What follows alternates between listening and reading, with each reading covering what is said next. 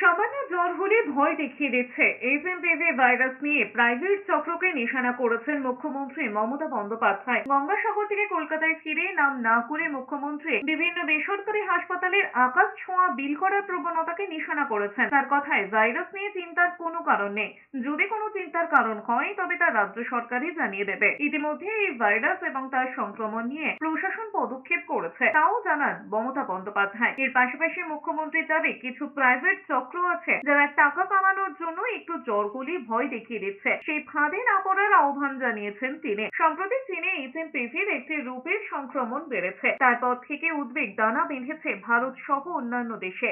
চীনের এই পরিস্থিতির মাঝে ভারতেও এইচএমপিভি ভাইরাসের সংক্রমণের খবর আসতে শুরু করেছে। এটা নিয়ে ভয় পাওয়ার বা আতঙ্ক ছড়ানোর কোনো কাজ নেই। আমি পরিষ্কার আপনাদের বলি, কিছু প্রাইভেট চক্র আছে যারা টাকা কামাবার জন্য একটু জ্বর হলে ভয় দেখিয়ে ন্যাচারাল এটাকে আনন্যাচারাল করে দিচ্ছে। আজকে আপনারা এমন কিছু করবেন না আতঙ্ক ছড়িয়ে যাতে ওরাই সুযোগটা পায়। আমি স্বাস্থ্যসাথী কর্মী, জনগণের সারা বছর তার পরিবারের খরচা করবে, একটা জ্বরে 2 লাখ টাকা নিয়ে নেবে, 3 লাখ টাকা নিয়ে নেবে, যার প্রয়োজন নেই।